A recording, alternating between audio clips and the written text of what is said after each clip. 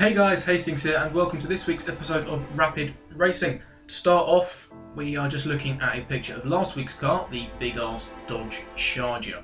Unfortunately I had a weird glitch with my game and I've lost all of my paint jobs, which is rather annoying, and that's why this car is just painted plain black for the time being. So let's get straight into it and find out what class we are going to have this week. So let's spin that spinner. What are we gonna get? Spinning around, still going. It's gonna be that one. Okay, we have got S class for the first time since the very first episode. So I'm gonna set the timer and away we go. Let's see what we get. That could be a nice choice actually, the Aston 177.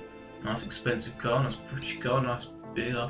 You know what? Let's make a really quick decision. Let's just go for it. Why not? We don't want a paint job. I'm actually debating something. This is the normal yellow that I normally go for, but I quite like that one, slightly more subtle. Weird change of camera there, but yeah, it's basically that one or that one. I think I'm going to go with this subtle one. I'll see what you guys think. I quite like my yellow, so but I'm not sure which one. If you have any preference, if I can get my words out, I would say, if you have any preference, let me know in the comments down below. I think this one's slightly nicer as well because it highlights the brighter yellow in the stripes as well, which is pretty cool.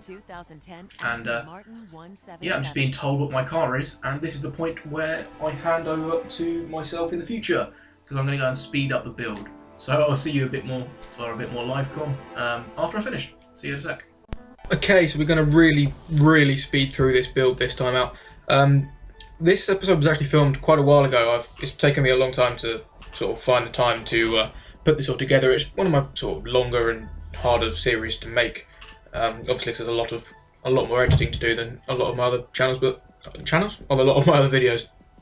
But yeah, I finally got around to doing it, so I hope you're enjoying it. I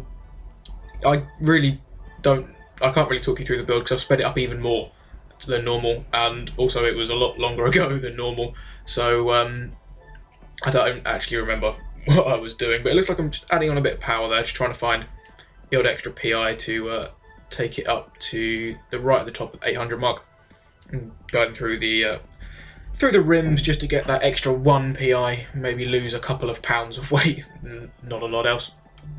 And seems though I had some time left, so I went and did a little bit of tuning. But this has actually been sped through really quickly and very short amount of time. I'm going to hand over to myself, so I'll shoot back to the past. Okay guys, I've actually got about 20 seconds left. I've finished just short this time. Just having a flick through the statistics as I finish off. But that's pretty much it for the build. As per usual, I'll be going and sticking on a paint during the meantime. I've put these rims on, although they look kind of horrible. I will paint them black, so hopefully you won't notice that quite so much. But I'll go and do that. I'll head over to some online lobbies and I'll see you on the grid for the races. So I'll see you then. The first race we would go to would be at the Le Mans circuit. This was the Le Sarthe version, or the Le Sarthe layout of the track, which is the full big circuit with the chicanes in. The one they currently use, I guess. And as per usual, I'd be starting pretty close to the back of the grid. I actually got an okay launch. You can see I'm going past a Celine on the outside there. But going through the very fast kink, I'm braking a little bit heavier than most people do because everyone seems to think they can take far more speed than they can. Got a tap from behind, send someone off flying off the track. There's a couple more people off the track there. Coming up to the chicane, it's a very tight corner. There's a couple more people going off there. And then there's an incident on the outside of the track as well after the chicane. And there's just one car in front of me now that's really just gone in the distance. You might have seen him in a shot a second ago, but you can't see him in any of these because he's just that far ahead. But I'm currently in second position. I'm being chased down rather hectically by this very nice looking matte black Stingray. Tries to go on the outside into the corner onto the straight. Very unlikely that you're going to get that move done. And now as we come onto the straight, although there are chicanes in there, it's still got effectively 3 very long straights that are really going to test out the acceleration of this car and to a certain extent at top speed as well. And I seem to be pulling away from the Stingray quite well. getting up sort of around 200 miles an hour, and then that happens. I'm doing 200 miles an hour, and this BMW 1 Series goes flying past. What the hell is that about? He's got considerable gap by the time it gets to the chicane. He's not very good round the corner though, so I expect it's a full power build with not a lot of handling. As we come on to the second part of the straight, he completely just flies off in the distance. Something I was not expecting to happen. He created such a gap that we have to shoot to the end of the first lap now to see when we're sort of bunched up again. I've still got the Stingray just behind me, but the BMW is only just in front at this point. There's a big, long, twisty section at the back end of this track. But that's not the problem. The problem is you might just be able to see outside of shot, a bit of smoke there, and I think it's in this shot as well, just in the background somewhere. There he is. There's the, I don't know what happened, I couldn't see him, he was too far in the corner, but the BMW span out, which promotes us back up into second position, although we are still defending from the Stingray, as we have been pretty much all race so far. And this is just the start of the, I think it's the second lap out of 3. So yeah, we've been pretty consistent so far. Although we have seen we do have a slightly better, or we did on the last lap, I don't know if it was just a fluke or something, but we did have better straight line speed than the Corvette, and that would actually continue to be the case. This is now onto the final lap because not a lot happened with that sort of gap. I made a weird mistake there. I got round the corner and then just sort of drove off onto the grass and hit the wall. So the gap that I'd created over the sort of most of the second lap and third lap, it's not a huge gap, but it was enough to comfortably be in second. They kind of eradicated that, and I was kind of defending now from the Corvette.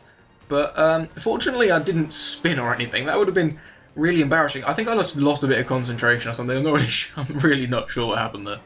But yes, I was now kind of feeling a little bit hectic, pushing maybe a little bit harder than is good, and I'm just really trying to hang on to second position now. Like I said, the guy in first is.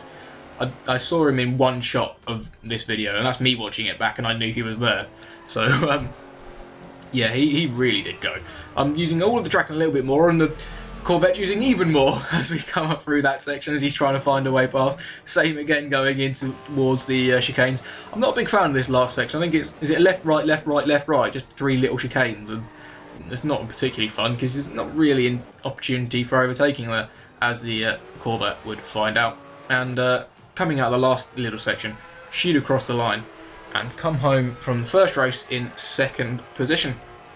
Kyle was okay at this track. It's not anything special to drive. In fact, it's not particularly nice to drive, but it worked there with all the nice long straights. Next up, though, we'd be going to Long Beach, which doesn't really have lots of nice long straights. The straight line, even the pit straight, is curved, so the car might not fare so well here. Although we got very lucky and started on the front row of the grid, and the Ferrari that started ahead of us had a bad launch.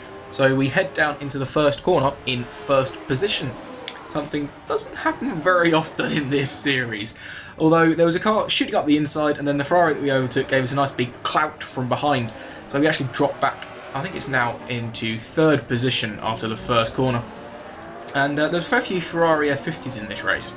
And I know that they're very quick in A-Class. I see them a lot of the time. But apparently they're very quick at S-Class as well. I had a bit of a mistake there and allow the Ferrari up the inside and just squeeze me into the wall a little bit. But and takes a position off my hands. I'm dropping back down to fourth now, I believe. Further on around the lap, I think it's I'm pretty sure it would have still in the first lap here. I'm trying to remember. Pretty poor run through the hairpin, and the Ferrari behind me gets a pretty decent run.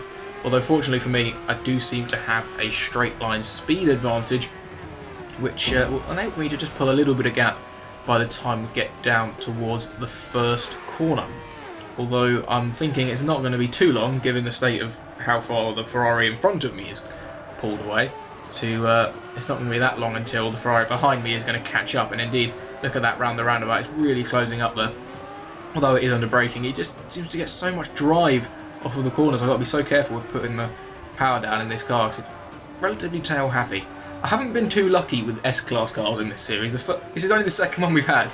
And the first one doesn't warrant thinking about.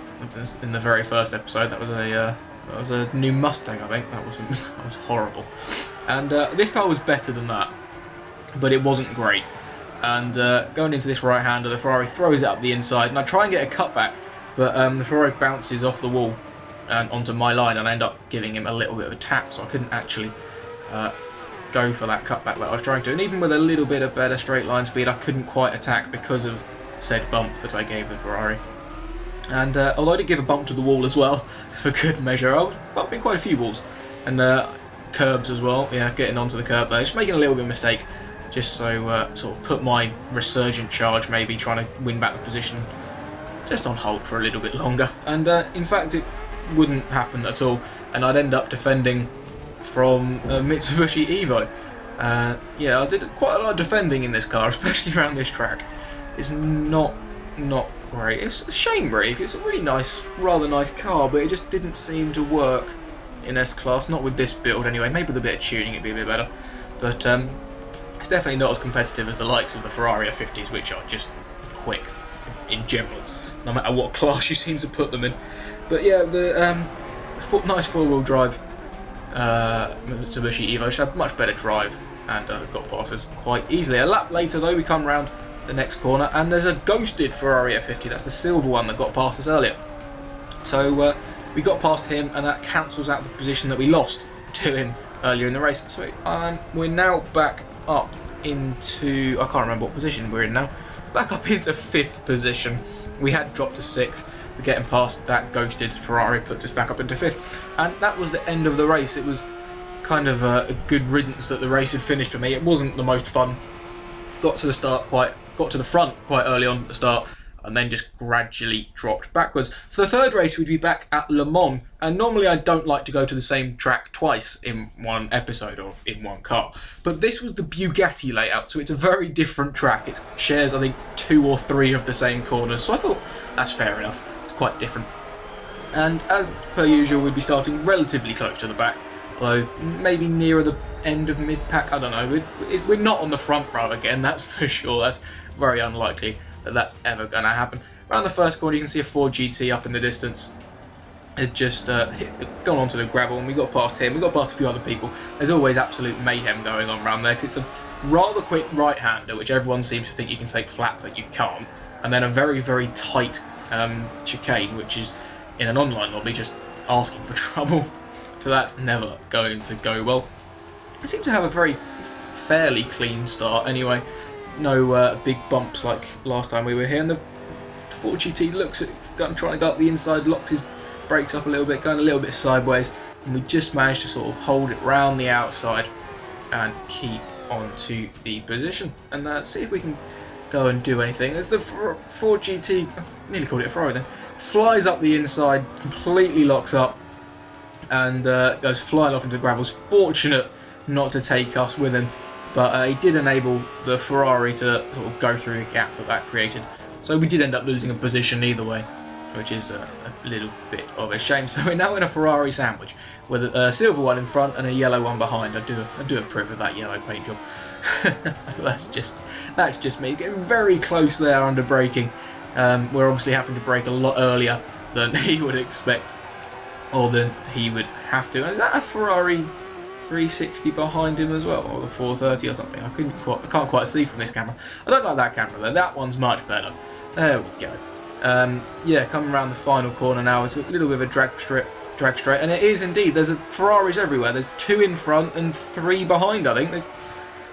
Crikey, this is definitely well into Ferrari territory. There's definitely 1, 2 in front, 1, 2, 3 behind, and then there's the Ford GT. Crikey, there are a lot of Ferraris in this race. I didn't realise there was quite that many. The silver one does happen to make a mistake, and so we can get back past him. That's the second race in a row that he's gone past us, made a mistake, and we've gone back past him. Although in the first race he might have been taken out or something. We didn't see what happened. There though, he just ran wide, hit some Forza sticky, forcey stuff, and lost a few positions. Although we would lose another position to a Ferrari very shortly after. I try and get the cut back down onto the straight and hope that I'd have superior straight line speed, and indeed we'd still be side by side going into the double right-hander, but the Ferrari just had inside line. There's not a lot I can do about it. I tried to take a wider entrance to get a better exit, but it just wasn't close enough. Later on in that lap, I made a little bit bit of a mistake, just outbraking myself just a tad, and was putting me right on the defensive, going around the final few corners. As the silver F50 is back for some more fun, trying to get past me. I run very wide there, and I do end up losing the position. After making a mistake, I was pushing too hard to try and carry on defending, and I ran wide again, which is never ideal. And Ferrari just managed to get back past around the final few corners of that lap. Another lap goes by, and this is now onto the final lap. We're going back into the same section of the track with another Ferrari to defend from. This time I didn't make any mistakes, but I really don't like this camera because you can't see what's going on at all. I think the Ferrari, yeah, he's actually pretty close behind me, but not quite close enough to make anything stick. And we come home in 5th position once again. That's a 5th in the second race and a 5th in the third race. So now it's time to talk about the scores. The results being a 2nd and 2 5th positions give this car a subtotal of 12 points. So it's already not going to be near the top of our table. And to be honest, it wasn't particularly a great car to drive, and it didn't seem particularly fast either. And what I do tend to do is, when I'm looking to score a car, is just basically compare it to other things that I've already scored before. And I'm looking at, let's start out with speed. That's a good one to start out with. And I'm looking at the table and I'm thinking, well, the Mini got a 5. It was probably slower in comparison to that. The Mustang got an 8. It was better than that, but probably not by a lot. So what I'm going to do is I'm going to give it, I don't know, I think I'm going to give it a 6 for speed. For drive, again, I'm looking, and it was nicer to drive than the Mini and the Mustang, which are the two cars that are down there, which both got 7s. And the Dodge Charger from last time out, that wasn't great to drive, but that was okay. I got a 5. I think this probably wasn't as good, so I'm going to stick that in the middle, and I'm also going to give that a 6. That gives this car a total score of, and I've really bad preparation, I haven't actually added it up, 12 and 12, that's nice and easy to do. That's 24 points, which puts it 3rd from bottom on our table, 1 position ahead of the Mini Cooper, or not the John Cooper Works Mini even. So yeah, not a fantastic episode for the car, but thank you very much for watching. Subscribe if you are new, leave a like and a comment if you feel like it, and I'll see you for the next one. So until then, Hastings out. Goodbye.